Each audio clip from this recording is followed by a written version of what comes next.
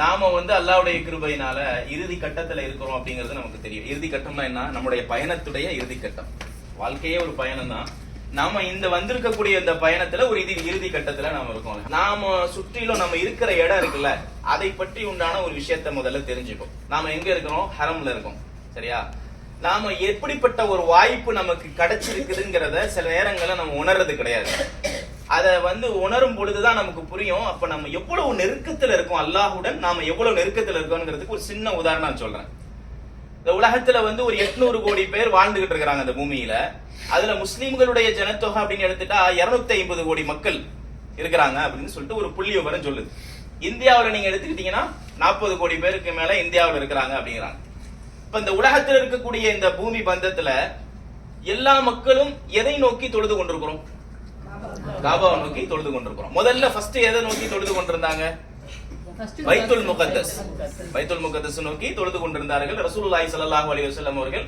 பிறகு அல்லாஹ்விடத்தை வானத்தை நோக்கி பார்த்து கொண்டிருக்கும் பொழுது அல்லாஹ் என்ன செஞ்சா, நீங்க என்ன வானத்தை பார்க்கிற மாதிரி இருக்குது, நீங்க உங்களுடைய உள்ளத்தை அல்லாஹ் அறிந்து கொண்டான், நீங்க என்ன செய்யுங்க, உங்களுடைய திசையை காபாவை நோக்கி திசை திருப்பிக் கொள்ளுங்கள் அப்படின்னு சொல்லிட்டு அல்லாஹ் ரப்பல் ஆலமீன். ஏன்னா நீங்க மதீனாவுல போயிருக்கும் போது மஸ்ஜிதை கிப்லத்தைன் அப்படின்னு சொல்லிட்டு 2 கிப்லாவை கொண்ட பள்ளிவாசல் அங்கதான் என்ன செய்யப்பட்டுச்சு, அது ஒரு சஹாபியுடைய வீடு, அந்த இடத்துலதான் கிப்லா மாற்றப்பட்டுச்சு.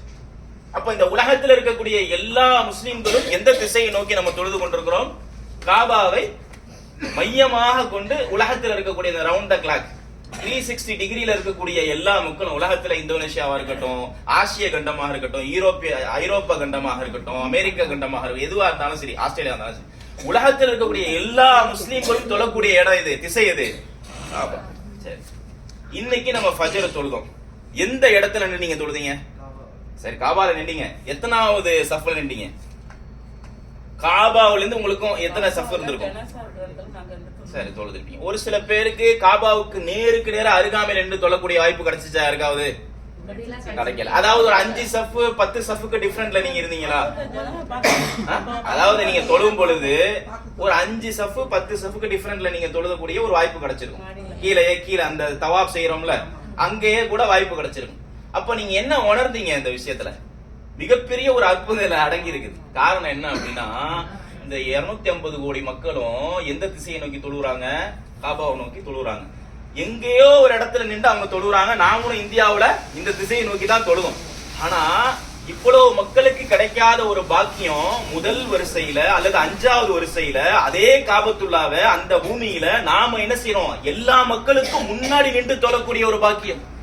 எனக்கு பின்னாடி கோடிக்கணக்கான மக்கள் தொழுது கொண்டிருப்பார்கள். இன்னைக்கு நான் ஃபஜ்ருடைய தொழுது இருந்தேன்னா எனக்கு பின்னாடி பல கோடி மக்கள் தொழுது இருப்பாங்க. நான் எத்தனாவது சஃப்ல இருந்திருப்பேன்? ஒரு 10வது சஃப்ல இருந்திருப்பேன், இல்ல ஒரு 50வது சஃப்ல இருந்திருப்பேன். அப்ப காபத்துல்லாவை பார்த்து தொழக்கூடிய ஒரு பாக்கியம், நெருக்கத்துல தொழக்கூடிய ஒரு பாக்கியம், ஐவேளை தொழுகையும் எனக்கு பின்னால் தொழக்கூடிய மனிதர்களுக்கு மத்தியிலே நான் முன்னால் தொழக்கூடிய ஒரு பாக்கியத்தை அல்லாஹ் கொடுத்தானா இல்லையா? எவ்வளவு பெரிய ஒரு விஷயம். இவ்வளவு நாளா திசையை நோக்கி தொழுது கொண்டிருந்தோம். காபா இந்த திசையா அப்படின்னு பார்த்து தொழுது கொண்டிருந்தோம். இன்னைக்கு காபாவை கண்ணுக்கு முன்னாடி பார்த்து தொழுகிறோம். சஹாபாக்கள் ரசூலுல்லாஹி ஸல்லல்லாஹு அலைஹி வஸல்லம் மட்டும் சொல்லுவாங்களா, அல்லாஹ்வுடைய தூதரே, நாங்கள் அல்லாஹ்விடத்தில் அல்லாஹ் அக்பர் தக்பீர் கட்டுறோம். தக்பீர் கட்டும் பொழுது எங்களுடைய சிந்தனைகள் என்ன செய்யுது? மாறுகிறது. குழப்பங்களை ஏற்படுத்தினா ஷைத்தான். அல்லாஹ் அக்பர் தக்பீர் கட்டுறோம். அப்போ நாங்க எங்களுடைய அந்த தொழுகையை எப்படி அமைத்துக் கொள்ள வேண்டும் அப்படின்னு சொல்லிட்டு அவங்க கேட்கும் பொழுது ரசூலுல்லாஹி ஸல்லல்லாஹு அலைஹி சொன்னாங்க, நீங்கள் அல்லாஹுவை பார்ப்பது போன்று தொழுவுங்கள் அப்படின்னா. சஹாபாக்கள் சொன்னாங்களே, அல்லாஹ்வுடைய தூதரே, நாங்க அல்லாஹ்வை பார்த்தது கிடையாது. அப்ப ரசூலுல்லாஹ் சொன்னாங்க, அல்லாஹ் உங்களை பார்க்கிறான் என்கின்ற எண்ணத்தோடு நீங்கள் தொழுவுங்கள். அப்போ நாம சாதாரணமா இந்த உலகத்தில் இருக்கும் பொழுது நம்முடைய உஸ்தாதுமார்கள் இமாம்கள் நமக்கு சொல்லி கொடுத்திருப்பாங்க, காபாவை உங்களுடைய நெத்தியில காபாவை நினைத்துக் கொள்ளுங்கள். காபாவுடைய திசையை நோக்கி நீங்கள் தொழுவும் பொழுது காபாவை நினைத்துக் கொள்ளுங்கள். சஜிதா செய்யக்கூடிய இடத்துல நம்முடைய கண்கள் எங்க இருக்குன்னு? சஜிதால தான் இருக்குது. காபத்துள்ளால போய் தொழுதாலும் கூட காபாவை பார்த்து தொழுவ கூடாது.